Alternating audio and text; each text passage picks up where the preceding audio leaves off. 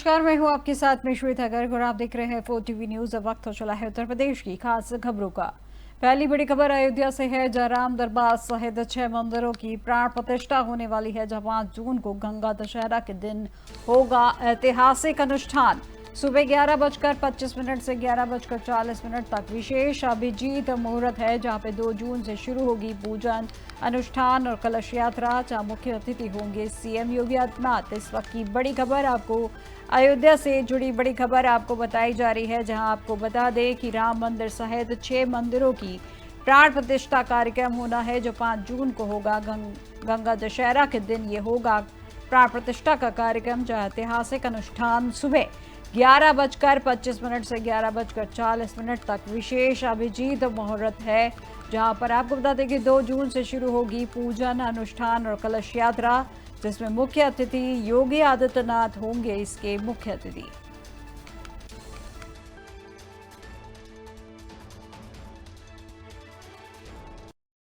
अब खबर लखनऊ से है, जहां कैंसर संस्थान ने आग में जांच करेगी। जहां पर 4 सदस्यीय कमेटी बैठक की गई है, जहां डिप्टी सीएम ब्रजेश पाठक के 1 हफ्ते में रिपोर्ट देने के निर्देश दिए हैं। 3 प्रमुख बिंदुओं पर गंभीरता से जांच करने का आदेश, जहां डिप्टी सीएम ब्रजेश पाठक ने 4 सदस्यीय कमेटी की है गठित। वहीं आग लगने की प्रमुख वजह लापरवाही की होगी जांच। भविष्य में बचाव जैसे बिंदुओं पर कमेटी करेगी जांच। इस वक्त की बड़ी खबर आपको राजधानी लखनऊ से जुड़ी बड़ी खबर आपको बता दें, जहां कैंसर संस्थान में आग की जांच करेगी 4 सदस्यीय committee. Deputy CM Brajesh Pathak के 1 हफ्ते के रिपोर्ट में देने के निर्देश दिए गए हैं। वहीं 3 प्रमुख बिंदुओं पर गंभीरता से जांच करने का आदेश दिया है, जहां डिप्टी सीएम ब्रजेश पाठक ने 4 सदस्यीय कमेटी की है गठित। आग लगने की प्रमुख वजह लापरवाही की होगी जांच, जहां भविष्य में बचाव जैसे बिंदुओं पर कमेटी करेगी जांच। इस वक्त की बड़ी खबर आपको राजधानी लखनऊ से बताई जा रही है।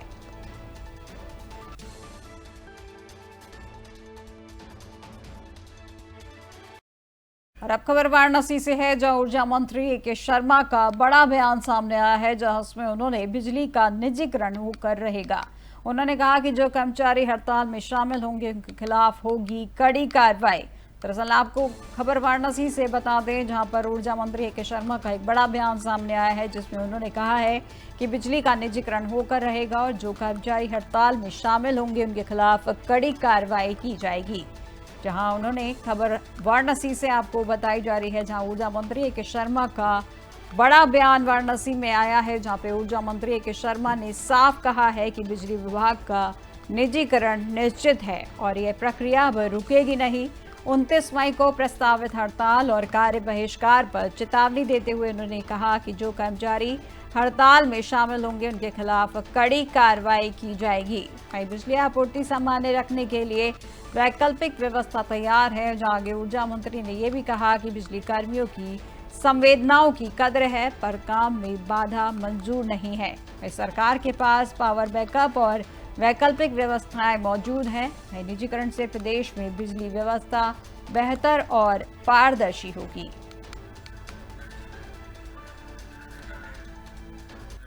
और अब अगली खबर अभी लखनऊ से है, जहां सपा सांसद रामजी लाल की याचिका पर सुनवाई होगी। जहां रामजी लाल ने की है सुरक्षा देने की मांग। वहीं रामजी लाल के घर पर हुई थी तोड़फोड़, जहां घटना के बाद दायर की गई थी याचिका। हाईकोर्ट ने केंद्र राज्य को जारी किया था नोटिस, जहां केंद्र राज्य सरकार को देना है जवाब। इस वक्त की बड़ी खबर आपको राजधानी लखनऊ से जुड़ी बड़ी खबर आपको बताई जा रही है, जहां सपा सांसद रामजी लाल की याचिका पर सुनवाई है, जहां पर रामजी लाल ने की है सुरक्षा देने की मांग। रामजी लाल के घर पर हुई थी तोड़फोड़, वहीं घटना के बाद दायर की गई थी याचिका, जहां हाईकोर्ट ने केंद्र राज्य को जारी किया था नोटिस, जहां केंद्र राज्य सरकार को देना है जवाब। इस वक्त की बड़ी खबर आपको राजधानी लखनऊ से बताई जा रही है। लखनऊ से अगली बड़ी खबर आपको बता दें, जहां एटीएस के निशाने पर है कई और आईएसआई एजेंट, जहां जांच जारी है। मुरादाबाद से गिरफ्तार शहजाद से नए सिरे से होगी पूछताछ, जहां 2 अन्य की भी पुलिस रिमांड मंजूर। वहीं पर 2 और की तलाश जारी है, जहां पाक के लिए जासूसी करने वाले संदिग्धों की धरपकड़ जारी है। जहां कोर्ट ने शहजाद की 10 दिनों की रिमांड की है स्वीकार। एक महिला की भूमिका को लेकर भी तहकीकात जारी है, जहां शहजाद की मदद से तीनों कई बार गए थे पाकिस्तान। तीनों की कई बार पाकिस्तान यात्रा की बात आई है सामने, जहां एटीएस ने कई बैंक खातों के बारे में भी जुटाई है जानकारी। इस वक्त की बड़ी खबर आपको बताई जा रही है, जहां आपको बता दें कि मुरादाबाद से एटीएस के निशाने पर कई और आईएसआई एजेंट जांच जारी है, जहां पर मुरादाबाद से गिरफ्तार शहजाद से नए सिरे से पूछताछ की जा रही है, जहां 2 अन्य की भी पुलिस रिमांड मंजूर की गई है, जहां 2 और की तलाश जारी है। पाक के लिए जासूसी करने के संदिग्ध की धरपकड़ जारी है, जहां कोर्ट ने शहजाद की 10 दिनों की रिमांड की है स्वीकार। जहां एक महिला की भूमिका को लेकर भी तहकीकात जारी है, जहां शहजाद की मदद से तीनों कई बार गए थे पाकिस्तान। तीनों की कई बार पाकिस्तान की यात्रा बात आई है सामने, जहां एटीएस ने कई बैंक खातों के बारे में भी जुटाई है जानकारी।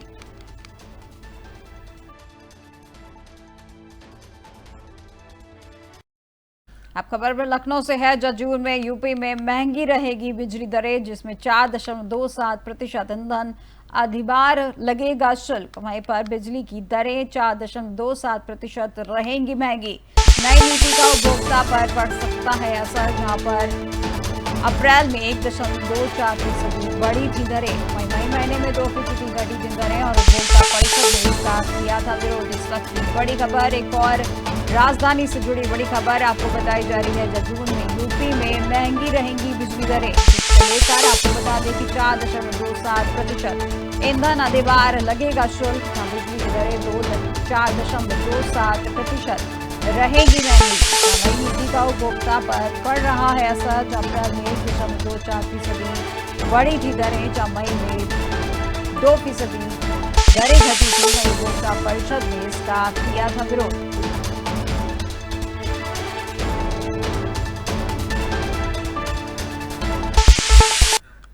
अब खबर सहारनपुर से है, जहां सहारनपुर में नानौता पुलिस की बदमाशों के साथ मुठभेड़ हुई है, जब पुलिस की गोली लगने से एक बदमाश घायल हुआ है। घायल बदमाश को इलाज के लिए अस्पताल भेजा गया है, जहां थाना नानौता क्षेत्र का एक मामला बताया जा रहा है। खबर आपको सहारनपुर से दिखाई जा रही है, जहां सहारनपुर नानौता पुलिस की बदमाशों के साथ मुठभेड़ हुई है और वहीं पुलिस की गोली लगने से एक बदमाश घायल हुआ है और घायल बदमाश को इलाज के लिए अस्पताल में भेजा गया है। और ये पूरा मामला थाना नानौता क्षेत्र का बताया जा रहा है।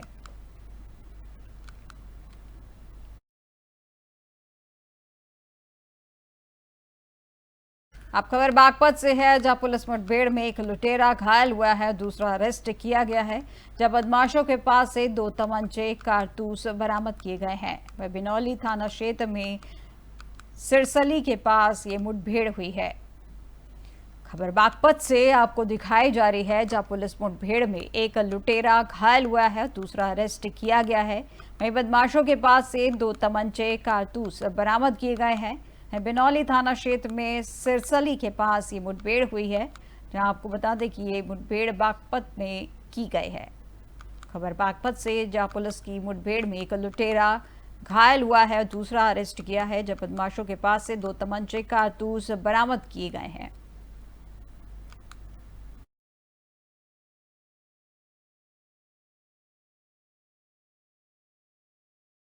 अब खबर आगरा से है, जहां थाना जगदीशपुरा क्षेत्र में नाबालिग से दुष्कर्म का मामला है, जहां मामले पर बोली है एसीपी सदर सुकन्या शर्मा। जब मामला दर्ज करके अभियुक्त को किया गया है गिरफ्तार।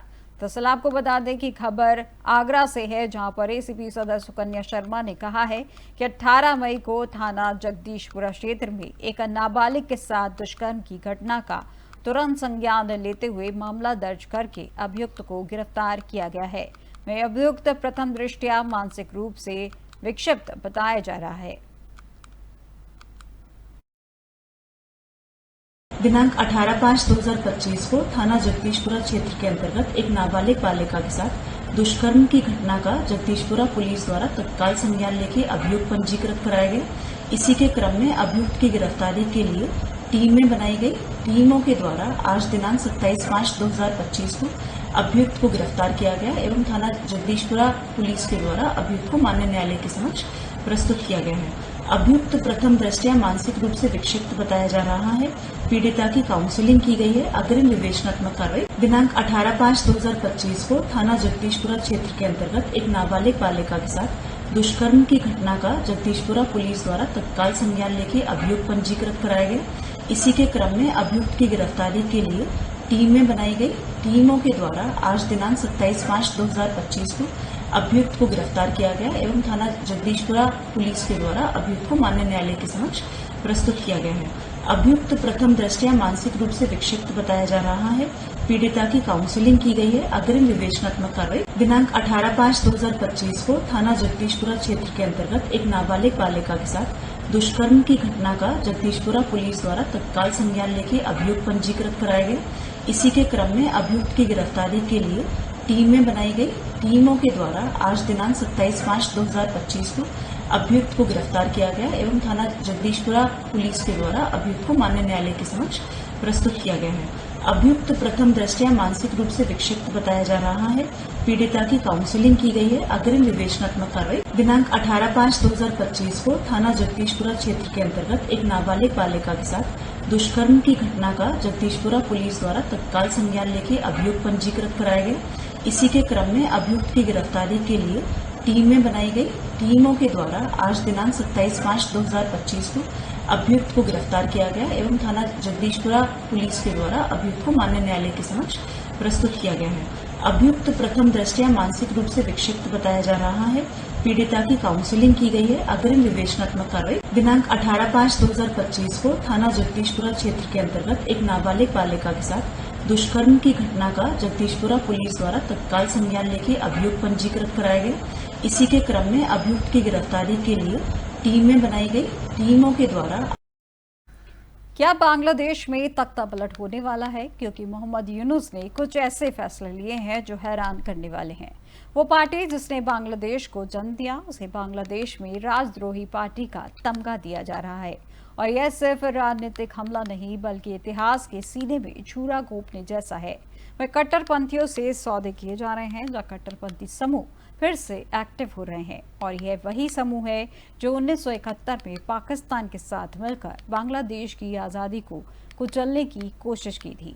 बांग्लादेश की बहन बेटियों की इज्जत लूटी गई थी, जहां असद पे बांग्लादेश ना आए इसके लिए कोशिश की गई थी। और आज यूनुस चुपचाप ये सब होने दे रहे हैं। फिर भारत से लड़ाई, जबकि भारत वो देश है जिसने 1971 में बांग्लादेश की आज़ादी के लिए लड़ाइयाँ लड़ी थीं, जहां हम उनके लिए सरहद पार तक लड़ने गए। जहां बदले में क्या मिल रहा है? वही बांग्लादेश का बगावती चेहरा, जहां चीन और अमेरिका को बांग्लादेश में आने की इजाज़त दी जा रही है। चुनाव कराने के फैसले पर खामोश है और इन सभी फैसलों से बांग्लादेश नेशनलिस्ट पार्टी और सेना नाराज नजर आ रही है। तो क्या इसलिए मोहम्मद यूनुस की अंतरिम सरकार संकट में फंसी कि उन्हें इस्तीफे के बारे में सोचना पड़ा? जो जानने के लिए देखिए हमारी एक खास रिपोर्ट।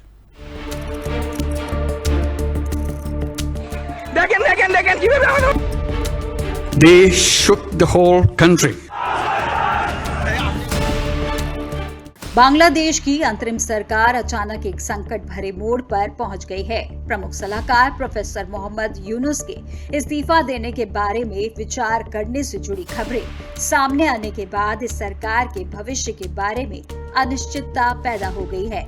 फिलहाल राजनीतिक हलकों में सबसे ज्यादा चर्चा इसी सवाल पर है कि आखिरकार प्रोफेसर यूनुस अचानक इस्तीफा देने के बारे में क्यों सोच रहे हैं और सभी सक्रिय राजनीतिक दलों के समर्थन से बनी ये सरकार ऐसे संकट में कैसे फंस गई। ये सब ऐसे समय में हो रहा है जब बांग्लादेश नेशनलिस्ट पार्टी सड़कों पर विरोध प्रदर्शन कर रही है और उसने अंतरिम सरकार से समर्थन वापस लेने के संकेत भी दिए हैं। वहीं दूसरी तरफ सेना प्रमुख जनरल वकार उज़-ज़मा ने सैन्य अधिकारियों के साथ एक बैठक में चुनाव रखाइन के लिए एक मानवीय कॉरिडोर के साथ ही मॉब वायलेंस जैसे कई मुद्दों पर चर्चा की। इनसे जुड़ी खबरें मीडिया में भी आई हैं और इन सबके बीच अंतरिम सरकार और अमेरिका के पपेट मोहम्मद यूनुस ने सरकार के दूसरे सलाहकारों के साथ बैठक में ये बताया कि वो इस्तीफा देने के बारे में सोच रहे हैं। यह बैठक पहले से तय नहीं थी। उन्होंने बैठक में इस बात पर नाराजगी और हताशा जताई कि बाकी दलों के असहयोग और बाधाएं पैदा करने की वजह से उनकी सरकार काम नहीं कर पा रही है। नेशनलिस्ट सिटीजन्स पार्टी यानी एनसीपी के संयोजक नाहिद इस्लाम, जिसने शेख हसीना की सरकार का तख्ता पलट करवाने में महत्वपूर्ण भूमिका निभाई थी, उन्होंने मोहम्मद यूनुस से मुलाकात की थी। नाहिद इस्लाम के हवाले से ही मोहम्मद यूनुस के इस्तीफे की खबरें मीडिया तक पहुंची। अब राजनीतिक दल इस स्थिति का अलग अलग ढंग से विश्लेषण कर रहे हैं। बीएनपी का कहना है कि मुख्य सलाहकार के इस्तीफे की खबरें एक तय चुनावी रोड मैप और 3 सलाहकारों के इस्तीफे से जुड़ी उसकी मांगों से ध्यान हटाने के लिए लाई गई हैं। बीएनपी समेत कई दलों के नेताओं का कहना है कि जब सरकार की कमजोरी की वजह से स्थिति संभालने में उसकी विफलता पर सवाल उठता है, तो वो इस्तीफे को बाकी राजनीतिक दलों के सामने धमकी या चेतावनी के तौर पर रखते हैं। बीएनपी अक्सर सरकार के खिलाफ एनसीपी के प्रति समर्थन के आरोप लगाती रही है। अब एक बार फिर उसने यह मुद्दा उठाया है। वहीं दूसरी ओर देश में सड़कों पर जुटने वाली भीड़ की अनुशासनहीनता के सवाल पर भी काफी चर्चा हो रही है। विश्लेषकों का कहना है कि कुछ मामलों में भीड़ के जरिए अराजकता पैदा कर राजनीतिक समेत दूसरी मांगों पर दबाव बनाने का भी प्रयास किया जा रहा है। इस मामले में सरकार की कमजोरी उजागर हुई है और इसके अलावा विभिन्न क्षेत्रों में सरकार की नाकामी के आरोप के साथ राजनीतिक दलों के असहयोग के सवाल भी बहस होती रही है। फिर सेना से उनकी लड़ाई। एक समय ऐसा लग रहा था कि सेना और ये मिलकर काम करेंगे, लेकिन बांग्लादेश की वो सेना जो राजनीति की परछाई रही है, यूनुस उससे भी लड़ रहे हैं और अब सेना खुलकर विरोध में आ गई है और इसी वजह से बांग्लादेश में सत्ता और संघर्ष की लड़ाई तेज हो गई है, क्योंकि इनका भी मकसद हो गया है कि कुर्सी पर बैठे रहो चाहे देश बर्बाद हो जाए। क्योंकि 2011 में जब वहां सेक्युलर देश की घोषणा हुई थी तो लोगों को लगा कि ये बांग्लादेश में बदलाव की शुरुआत है, लेकिन यूनुस का ये कहना कि जब 90% आबादी एक विशेष समुदाय से आता है तो देश को सेक्युलर होने की क्या जरूरत है, और जब ऐसा कहा तो ऐसा लगा कि 1971 में जिन लोगों ने कुर्बानी दी थी तो ये उनकी हत्या है, उनकी उम्मीदों की हत्या है। वहीं जिस अमेरिका की वजह से शेख हसीना को अपने पद छोड़ना पड़ा था, आज वो दोबारा बांग्लादेश में प्रवेश कर रहा है। इसलिए तो शेख हसीना का कहना है कि यूनुस ने देश को बेच दिया है। इसलिए शेख हसीना के समर्थक सड़कों पर उतर रहे हैं। आज बांग्लादेश में हिंदुओं पर हमला हो रहा है, हत्या के मामले बढ़ रहे हैं, लेकिन यूनुस खामोश है। भारत के दुश्मनी कर यूनुस ने बांग्लादेश को धोखा दिया, जो देश लगातार अर्थव्यवस्था के क्षेत्र में आगे बढ़ रहा था, भारत के साथ मिलकर कई विकास कार्यों को अंजाम दे रहा था। वो अर्थव्यवस्था के मामले में पिछड़ता जा रहा है और जनता को महंगाई भेंट की जा रही है, इसलिए लोग सड़कों पर विरोध कर रहे हैं। राजनीतिक दल और सेना यूनुस से सवाल कर रही है, इसलिए मोहम्मद यूनुस इस्तीफे की बात कर रहे हैं और आरोप लगा रहे हैं कि कोई उन्हें काम नहीं करने दे रहा। लेकिन सच तो यह है कि जिस काम के लिए उन्हें कुर्सी पर बिठाया गया था, वे उससे उलटकर हर काम कर रहे हैं। बांग्लादेश के सुधार के नाम पर सत्ता में आए थे, लेकिन अब खुद कुर्सी से चिपक गए हैं। शुरू में बड़े बड़े वादे किए, पर अब ना तो सुधार दिख रहा है और ना ही कोई दिशा। कुर्सी का मोह इस कदर बढ़ गया है कि अब वो इसे छोड़ने का नाम नहीं ले रहे। जनता की उम्मीदों को तोड़कर सिर्फ अपनी सत्ता बचाने में लगे हैं। क्या यही था बदलाव का वादा? तो क्या इसीलिए इस्तीफे की बात कर लोगों को भ्रमित करने का काम कर रहे हैं? या सच में जिस और अब खबर बुलंदशहर से है, जहां 6 वर्षीय बालिका के साथ दुष्कर्म के मामले पर बोले हैं सीओ खुर्जा विकास चौहान। जहां उन्होंने कहा आरोपी ने पुलिस टीम पर फायरिंग की थी, जिसकी जवाबी कार्रवाई में आरोपी के पैर में गोली लगी है। दरअसल सीओ खुर्जा विकास चौहान ने बताया कि एक व्यक्ति के द्वारा अपने ही परिवार के 6 वर्षीय बालिका के साथ बलात्कार का मामला थाना खुर्जा देहात पर पंजीकृत किया गया था। वही सूचना के आधार पर आरोपी को गिरफ्तार करने के लिए पुलिस की टीम पहुंची, जब आरोपी ने पुलिस पर फायरिंग की। वही जवाबी कार्रवाई में आरोपी के पैर में गोली लगी है और उसे इलाज के लिए अस्पताल में पहुंचाया गया है। 27/5/2025 को थाना खुर्जा देहात में एक मुकदमा 201/25 पंजीकृत किया गया था, जिसमें एक व्यक्ति रविंदर पुत्र राजपाल, ये रहने वाला है नंगला चीटी का, इसके द्वारा अपने ही परिवार की एक 6 वर्षीय बालिका के साथ बलात्कार किया गया था। पीड़ित परिवार की तहरीर के आधार पर पुलिस द्वारा सुसंगत धाराओं में मुकदमा पंजीकृत कर लिया गया था। आज सुबह 28/5/2025 को पुलिस को एक मुखबिर खास से सूचना प्राप्त हुई कि यह व्यक्ति जो मुख्य अभियुक्त रविंदर है, यह अपने ही गांव के किसी व्यक्ति के ट्यूबवेल पर सोया हुआ है। इस सूचना के आधार पर थाना खुर्जा देहात की पुलिस पार्टी द्वारा मौके पर जाकर इस व्यक्ति को गिरफ्तार करने का प्रयास किया गया, पर इस व्यक्ति द्वारा अपने आप को जब पुलिस द्वारा घिरा हुआ पाया गया तो पुलिस पार्टी के ऊपर इसने फायर खोल दिया। आत्मरक्षार्थ पुलिस पार्टी द्वारा की गई फायर में यह व्यक्ति घायल। लखीमपुर खीरी जिले के संपूर्णा नगर स्थित चीनी मिल का जिलाधिकारी दुर्गा शक्ति नागपाल ने औचक निरीक्षण करने पहुंच गए, जहां पर उन्होंने हड़कंप मच गया। जहां पर बताया जा रहा है कि मंगलवार को डीएम दुर्गा शक्ति नागपाल संपूर्णा नगर सरकारी चीनी मिल निरीक्षण करने पहुंची। इस दौरान उन्होंने एजीएम और अन्य अफसरों से मिल मशीनरी, गणना पर्चियों, सप्लाई और भुगतान आदि की बाबत जानकारी ली। साथ ही तमाम जरूरी निर्देश दिए। उन्होंने पेराई सत्र शुरू होने से पहले ही मिल की सफाई और खामियां दूर करने की बात कही। साथ ही किसानों को किसी तरह की दिक्कत न होने देने की भी बात कही। अफसरों के साथ चीनी मिल पहुंची डीएम ने चीनी स्टॉक मिल की मरम्मत और रख रखाव का निरीक्षण करते हुए जानकारी ली। उन्होंने मरम्मत कर रहे लोगों व कर्मचारियों से बात की। वहीं डीएम ने मिल हाउस, बॉयलर हाउस और पावर हाउस आदि का भी निरीक्षण किया। इससे पहले मरम्मत का काम पूरा कर लेने को कहा, ताकि गन्ना पेराई में कोई बाधा न आए। उन्होंने कहा कि चीनी मिल पूरी क्षमता से लगातार चलनी चाहिए, ताकि कोई तकनीकी खामी आने पर समय से दूर की जाए। उन्होंने जीएम से गन्ने के सर्वे, गन्ना आपूर्ति और पर्चियां जारी करने और उन पर गन्ना तौलने, मिल से जुड़े किसानों व गन्ना सेंटरों की संख्या आदि के बारे में जानकारी ली। सहित अफसरों व कर्मचारी भी मौजूद रहे।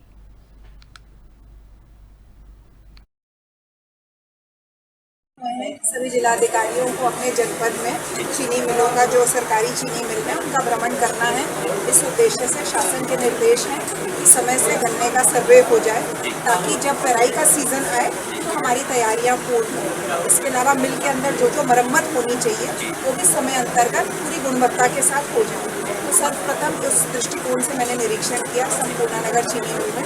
उसके उपरांत वहीं इसी प्रांगण में हमने संपूर्णा नगर और बेलराय चीनी मिल दोनों की बोर्ड बैठक की और जो भी मेंबर्स के जितने भी सुझाव थे, फीडबैक उनके ऊपर चर्चा की और निर्देश दिए कि सभी बिंदुओं पर समय अंतर्गत कार्रवाई हो जाए, जिससे कि गन्ना किसानों का हित सुरक्षित रहे और चीनी मिल निरंतर मुनाफा। सभी जिलाधिकारियों को अपने जनपद में चीनी मिलों का, जो सरकारी चीनी मिल है, उनका भ्रमण करना है। इस उद्देश्य से शासन के निर्देश हैं कि समय से गन्ने का सर्वे हो जाए, ताकि जब पेराई का सीजन आए तो हमारी तैयारी। अब खबर हापुड़ से है, जहां पुलिस और शातिर बदमाशों के बीच मुठभेड़ हुई है, जिसमें कैंटर सवार बदमाशों ने पुलिस पर फायरिंग की है। वहीं पुलिस की जवाबी कार्रवाई में एक बदमाश घायल हुआ है। दरअसल पुलिस और शातिर बदमाशों के बीच मुठभेड़ हुई है, जिसमें कैंटर सवार बदमाशों ने पुलिस पर फायरिंग की, जहां पुलिस की जवाबी कार्रवाई में एक बदमाश घायल हुआ है। वहीं पुलिस ने घायल सहित 4 बदमाशों को दबोचा है, जहां हाईवे पर तेल चोरी और लूटपाट में ये बदमाश शामिल थे। वहीं पर अवैध तमंचे, कैंटर और अन्य सामान पुलिस ने बरामद किया है। ये पूरी घटना थाना सिंबावली पुलिस मुठभेड़ के दौरान की गई है।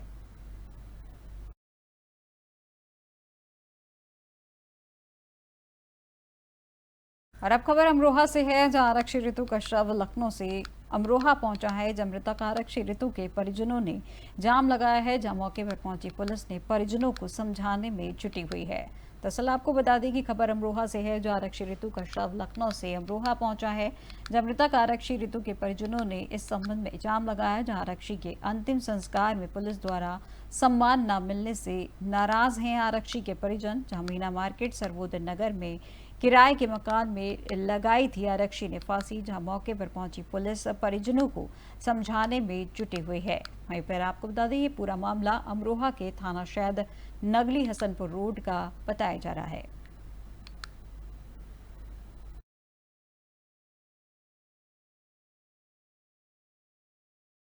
आपका बलिया से है, जहां कोतवाली पुलिस के द्वारा चेकिंग अभियान चलाया गया, जहां चेकिंग अभियान पर बोले हैं एसएसपी एएसपी बलिया कृपा शंकर, जब बाइक सवार 2 लोगों ने भागने की कोशिश की थी, जिसकी जवाबी कार्रवाई में एक बदमाश को गोली लगी है।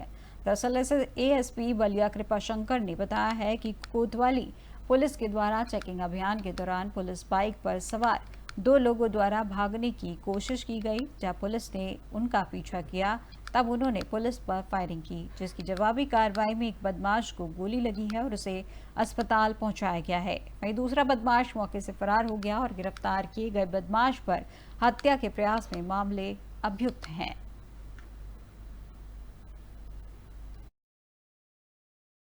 जनपद बलिया में कोतवाली पुलिस के द्वारा अपराधियों की रोकथाम के लिए चेकिंग की जा रही की टीम को सूचना मिली, कुछ बदमाश एक बाइक से भाग रहे हैं। पुलिस टीम के द्वारा उनका पीछा किया गया और उनकी घेराबंदी की गई और ललकारा गया, तो उनके द्वारा पुलिस टीम पर फायरिंग की गई। पुलिस टीम के द्वारा भी आत्मरक्षात्मक गोली चलाई गई। जब पुलिस टीम के द्वारा उनसे पूछताछ की गई तो एक व्यक्ति जिसकी गोली लगी थी घायल हुआ था, उसने अपना नाम रोहित पांडे बताया, जो कोतवाली का रहने वाला है। वो कोतवाली क्षेत्र में पंजीकृत हत्या के प्रयास के एक अभियुक्त में नामित अभियुक्त है। उसके द्वारा ये भी बताया गया है कि उसके 2 साथी आशु यादव एवं आशुतोष यादव मौके से फरार हो गए हैं एवं उसकी जब तलाशी ली गई तो उसके पास से 1 अदद तमंचा 315 बोर, 2 अदद खोखा कारतूस, 1 अदद जिंदा कारतूस एवं 1 अपाचे बाइक बरामद हुई है। इस संबंध में पूर्व में ही एक महिला अभियुक्ता सोनी को भी गिरफ्तार किया गया था। मौके पर पुलिस फोर्स मौजूद है, पकड़ में आवश्यक। अब खबर सीतापुर से है, जहां टेंट हाउस में भीषण आग लगी है, जिसमें लाखों का सामान जलकर राख हुआ है। वहीं फायर ब्रिगेड की टीम ने कड़ी मशक्कत से आग बुझाई है, जहां अज्ञात कारणों से ये आग लगी है और ये पूरा मामला इमलिया सुल्तानपुर थाना क्षेत्र के उमरसा का बताया जा रहा है। खबर सीतापुर से है, जहां पर आपको बता दें कि टेंट हाउस में भीषण आग लगी है, जिसमें लाखों का सामान जलकर राख हुआ है। फायर ब्रिगेड की टीम ने कड़ी मशक्कत से आग बुझाई है, जहां अज्ञात कारणों से ये आग लगी थी और ये पूरा मामला इमलिया सुल्तानपुर थाना क्षेत्र के उमरसा का बताया जा रहा है।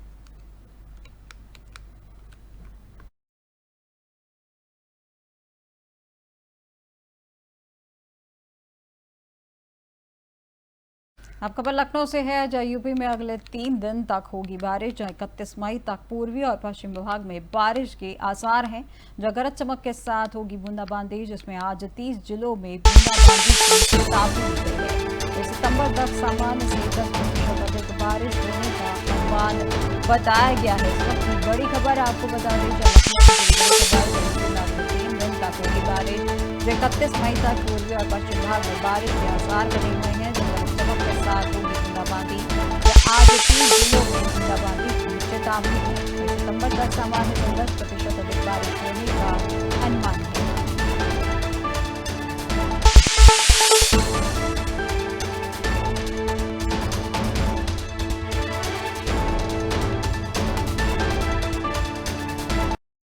उत्तर प्रदेश की अब तक की खबरों में फिलहाल बस इतना ही और देश दुनिया की तमाम जानकारी के लिए देखते रहिए 4TV न्यूज़। नमस्कार।